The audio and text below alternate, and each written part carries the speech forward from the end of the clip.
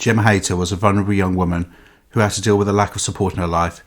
She slipped through the cracks and suffered a horrific death at the age of just 27 in Rugby, a town in Warwickshire, UK. Like so many vulnerable people, she was abused and exploited by those she believed were her friends, who took advantage of her good nature. In Gemma's case, her so-called friends included these 5 individuals, who all had roles in her torture and murder, which occurred for the most trivial of reasons. This is a heartbreaking and tragic case. Welcome to Evil Among Us.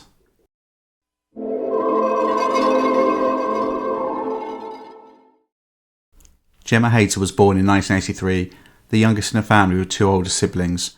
Gemma had a number of lifelong health and developmental issues. She was diagnosed with having a learning disability when she was a child and potentially was also autistic. Gemma struggled at school and received support when she was at primary school, but then transferred to a special school for her secondary education. Throughout Gemma's childhood, her mother, Sue Prince, consistently raised concerns related to her difficulties and begged social services for support. However, she was repeatedly turned away and ignored. Like all of us, Gemma just wanted to be accepted and make friends, but she struggled to do this and unfortunately began hanging around with people who did not have her best interests at heart. She was described by her family as someone that just wanted to be loved, and this was taken advantage of by others, and she was abused by her so-called friends, but Gemma would always forgive them as long as they called her their friend and let her hang around with them. After an uphill battle, Gemma was placed in specialist residential college during her teenage years. Gemma's behaviour was described as challenging when she was a teenager, but rather than giving her more support, what little she had appears to have dwindled. Later in her life, rather than going to supported living, i.e. a place which was staffed 24/7, Gemma, in 2008 aged 25, moved to a tower block on a notoriously crime-ridden estate in Rugby. She had flown to support, and it became clear almost immediately that she had no ability to cope on her own. There were repeated concerns raised by neighbours, the police and her family members about the squalid conditions in Gemma's flat, with it being noted that the smell from her property could be detected from some distance away. Gemma was also struggling managing her money and also with her personal hygiene. 2 years before her death, Gemma herself even wrote to authorities asking for help getting a job with personal hygiene and looking after herself, with her writing, quote, "I would like a job. I need my independence. I would like someone to help me when I ask for it." However, outside of sporadic contact with support workers who did flag concerns, Gemma was left to fend for herself, and the vultures descended, setting in motion events that would lead to her death 2 years later in 2010. 5 people were eventually convicted for their part in Gemma's murder, and they all seem to have had histories of antisocial behaviour and, in some cases, serious violence.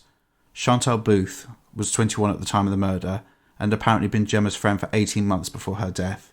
However, Booth was known to abuse Gemma, including calling her names, referring to her as having Down syndrome, and on one occasion shaving Gemma's hair off. Despite this, it is reported that Gemma considered Booth to be her best friend. Booth was known to the authorities due to a conviction for causing grievous bodily harm, and it's alleged that she was involved in the abuse of another vulnerable person at a hostel in 2010. Daniel Newstead was 19 at the time of the murder, and was in a relationship with Booth, who he lived with in a flat close to Gemma. He was known to the youth offending team and probation due to having been convicted of a number of offences including a fray when he was in possession of a metal bar and a knife, and he was also known for his antisocial behaviour. Newstead had a history of violence against women, including his mother, sister, previous girlfriends, as well as Booth. Jessica Linus was 18 at the time of the murder, and she was known to the police as both a perpetrator and victim of crime, both being the subject of and perpetrator of various assaults. Joe Boyer was 17 at the time of the murder, and he'd been living with Linus for a short time in a property which neighboured that of Booth and Newstead. Boyer had been in trouble with the police before, but this was related to drug offences. He had no previous convictions for violence. Duncan Edwards was 19 at the time of the murder, and had recently moved back to Rugby to live with his mother, close to the flats where the 2 couples lived. Edwards was also known to the police, and had been convicted of 9 offences and investigated for 7 more, but I cannot find much information about what these were regarding. These individuals took over Gemma's flat and would steal money from her and store drugs such as cocaine and heroin in her property, meaning if they were found, they could blame Gemma and potentially send her to prison. She'd also steal items from shops at direction, and when asked why she did this by her family, she said because they were her friends. On top of the abuse from these people, there are repeated calls to the police from Gemma and her family about exploitation by others, including being pressured to have sex with random men, having money taken, and her being assaulted. As an example, on the 27th of May 2008, the police received a report from Gemma that a man called Sam had stolen her money. Her family also called the police on the same day to say she was being taken advantage of. Gemma then called again, saying she had no money and no food and that she was vulnerable. Between 2008 and her death in 2010, it appears there were at least 13 reports made either by Gemma, her family or others, raising concerns about her being exploited. However, none of these seem to have been acted upon, and Gemma was not given any additional support. The events leading to the murder began on Saturday the 7th of August 2010, when Gemma and the 5 perpetrators were in Rugby Town Centre having a drink. Gemma was in a playful mood and began jokingly telling doormen and bar staff that Booth was only 15 years old. This then led to them being refused entry to some pubs and ejected from others. As a result of this, the group turned their anger on Gemma, and she was assaulted. On Sunday the 8th of August, the day before the murder, Booth and Newstead invited Boyer, Linus and Edwards to the property. It appears they spent the afternoon drinking alcohol and smoking drugs, and at some point decided to lure Gemma to the property to attack her. Why is unclear, but it appears to be linked to the incident the night before, but also because Gemma apparently owed Booth money. Gemma was asked to come round and, due to wishing to spend time with her friends, dutifully arrived. Gemma then walked into a nightmare, and over the next 4 hours she was tortured and assaulted. This included her being headbutted, having her body thrown against a radiator, which broke her nose, being beaten with a mop. In addition, Edwards and Boyer urinated into a can of lager, which they forced Gemma to drink. She was locked in a toilet, and Gemma's phone was taken from her and flushed down another toilet so she could not call for help. At just past midnight, on the 9th of August, Gemma said she wanted to go home, and the 5 perpetrators said they would walk her. I think it's clear that, by this point, they all realised that Gemma could not be allowed to live and potentially report them to the police, so they walked in the complete opposite direction to Gemma's home. This heartbreaking CCTV footage shows her final walk. It's important to remember that Gemma had, by this point, been tortured for hours and was walking around with a broken nose.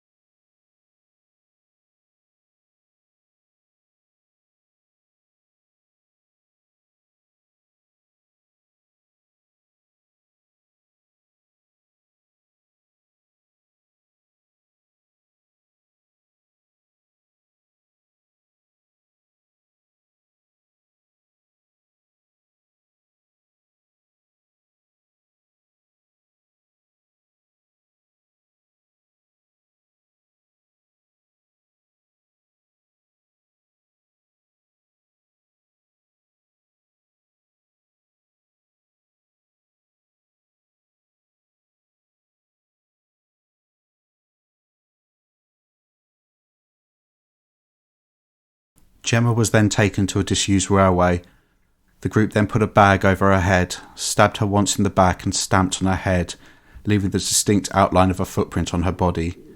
They then stripped her naked and left her lying face down, taking her clothes and trying to set them alight. They then ran off, leaving her dying. Lying face down unconscious with a bag on her head, Gemma eventually drowned in her own blood that was pouring out of her nose. Gemma's badly beaten body was discovered the next day by a jogger, and an examination showed that she had approximately 50 injuries to her body, including a stab wound, grazes, cuts and bruises, as well as her broken nose. A murder investigation was started, and it didn't take long for all 5 offenders to be arrested. The next clip shows Sue Prince, Gemma's mother, returning to the scene of her daughter's murder.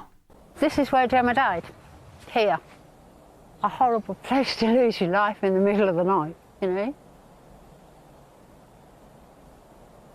It broke my heart. All I could think was, why would you do something like that? She had learning difficulties, she was very vulnerable. Even though they did that to her, I'm quite sure that if she survived it, she'd have forgiven them.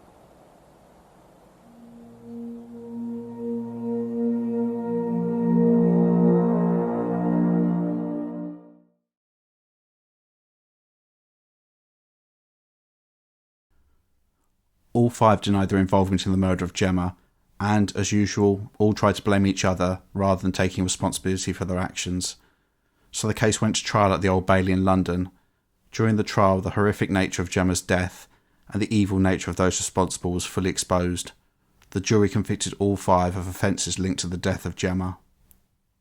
Before sentencing the 5 on the 12th of September 2011, Lady Justice Rafferty delivered her remarks. She described the murder as, quote, vile, and a, quote, chronicle of heartlessness. She also stated that Gemma was, quote, locked into a lavatory. She called out again and again for her mobile phone, which was put down another lavatory to protect you by ensuring she could not get help. I struggled to see how much lower you could have sunk. Justice Rafferty said that Gemma, quote, had to be taken out of the flat, cleaned up so that attention would not be drawn to her en route. She tagged along, battered, in pain, and unsuspecting, like a faithful, loving dog, as you walked her to her death. With regards to the bag that was placed on Gemma's head, Justice Rafferty said, quote, when she screamed, struggled and shed it, you replaced it. She choked to death on her own blood because of what there and in the flat you had done to her. One final indignity was to come. You stripped her naked and left her body where you had dragged it. Gemma Hayter died alone. Justice Rafferty singled out Booth, describing her as, quote, a nasty piece of work, as it was her who Gemma described as her best friend, despite Booth abusing her for a number of years. She then sentenced them. Chantal Booth was found guilty of murder and sentenced to life in prison with a minimum of 21 years before she can apply for parole. Daniel Newstead was found guilty of murder and sentenced to life with a minimum of 20 years before he could apply for parole.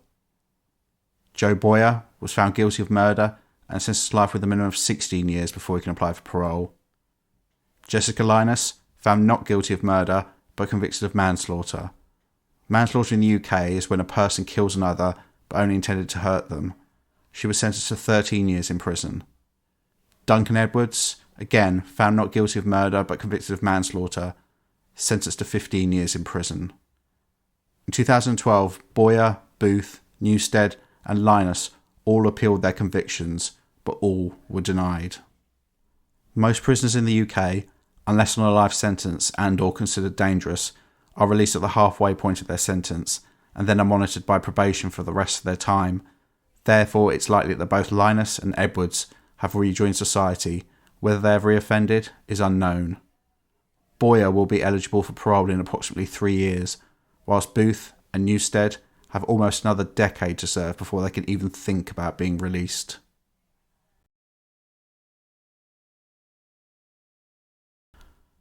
Gemma Hayter was a vulnerable young woman who was failed by the system. Her murder led to a serious case review, which broke the case down, identified issues and made recommendations for the future. The final report identified a lack of working between various agencies involved in Gemma's case, with each having a piece of the puzzle, but no one was working together to give Gemma the protection and support she needed and deserved. The recommendation from this report included more holistic risk management across agencies and lower thresholds for people being referred into support services. Whether these recommendations were implemented is unclear, but what is clear is that none of this changes the fact that Gemma lost her life in such a horrific and tragic fashion. May she rest in peace.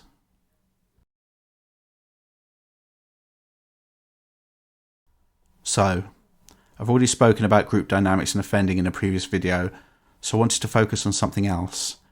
Specifically, whilst a serious case review made recommendations for professionals on how they should protect vulnerable people, this would not be necessary if people did not victimise these individuals. Unfortunately, there will always be people who prey on the weak and the vulnerable. However, we as a society unfortunately feed into the victimisation of people with learning difficulties and disabilities in lesser ways. For example, staring at someone who has an obvious disability or laughing and mocking them, even briefly. Whilst we may walk away and think nothing of it, the person involved may be struggling to feel accepted, and something simple like this could shatter their confidence. I'm not talking to you as someone who has never acted this way. When I was a child, I know I did this on at least one occasion that I can remember, and admitting this gives me a sick, guilty feeling in my stomach. However, I grew up, and I would not think about doing this in any way, shape or form now, as I firmly believe that vulnerable people in our society should be given as much support as possible and protected. I think if we as a society could treat each other better, then there would be less misery and pain in the world. I sound like some sort of cliche, but honestly I do believe that one person doing something kind makes a difference. I think that no one taking the first step means that nothing will ever change. When researching this video, I came across the YouTube channel of Gemma's sister Nikki Reed. I'll put a link in the description. There was one video she made which I watched and was moved by, as I think it perfectly captures how we should act as a society towards those with vulnerabilities, including teaching our children important lessons for the future. I want to give Nikki the last word, and have included part of the clip, but I would ask that you watch her video in full and share it with others. Thank you for watching. I'm not the sort of person that thinks that someone's born evil, but you know, we have a duty of care to every single person that ever comes into our lives, to treat them with decency and respect, the way that they would you would like them to treat you. And it's quite saddened me actually, the more I've thought about it, watching the CCTV footage and seeing the amount of people in my hometown that walked past incidences that were going on that night. I'm not saying that they could have changed the outcome, but I'd just like to give you an example. I was walking through town a couple of months ago. There was about 12, 15 kids, 15, 16 years old, picking on a homeless guy who I happen to know is special needs. Now, I could have walked past, I could have just put my head down and gone and met my friends, but I didn't. I assessed the situation, I hung around, I phoned the police. The police had actually already been called, so they got there quite quickly, literally while I was on the phone. And the group dispersed, and as the group dispersed, 4 lads came in my direction. Now, I could have just thought, oh, okay, that's been sorted, but I didn't. I took them to one side. I said, look, I'm sorry, but I've got to stop you. What the fuck do you think that you were just doing? Sorry for my language. And they went, it wasn't me, it was our mate. And I could have said, oh, okay then. But instead, I was like, do you really think that your mate would have been stood there having a go at that homeless guy who is special needs if you lot weren't stood around him laughing? I said, you're part of that. You've just helped make that happen. And I'm going to, hats off to them. They could have effed and blinded. I mean, who the fuck am I? I'm a nobody. But they didn't. They hung their heads and you could see them thinking about it. And I went on to sort of say to them, what are you doing with your lives?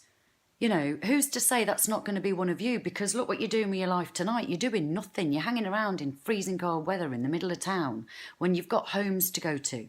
That guy hasn't got a home to go to. The last thing he needs is you lot pointing that out to him.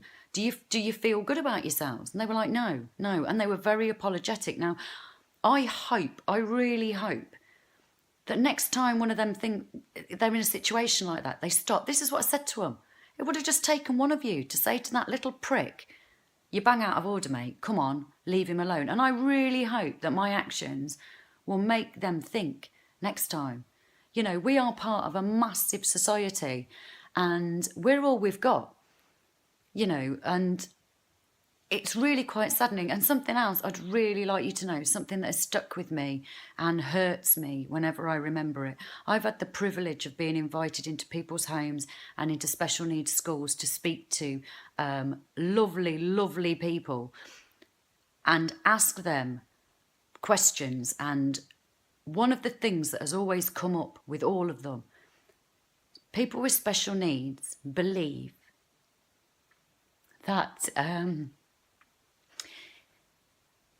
it's normal for them to be bullied, that it's part and parcel of being special needs, so they don't bother reporting it.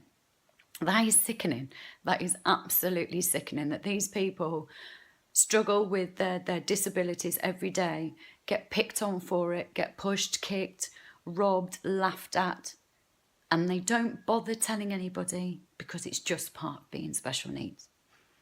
Those people that are doing that to them are our kids.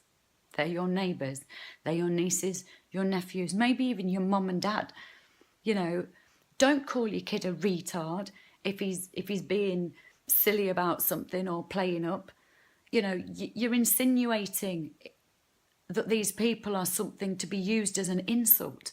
You know, that guy who sits on the bench every day, all day, you know, talking to the birds, talking to himself with his little bags around him, and then you walk past and you laugh. Why? Sit down. Say hi, ask him if he's okay. Maybe he's not. Maybe he's special needs. Maybe he just needs a smile and to know that society hasn't given up on him. Anyway, I don't even know if I'll post this.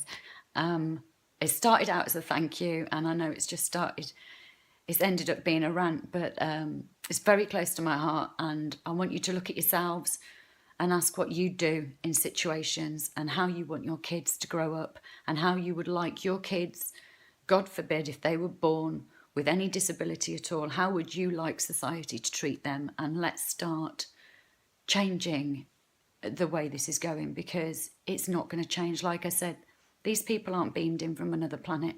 They're born here. We raise them as a community, as a society. We're all at fault. Do your best, guys. Bye.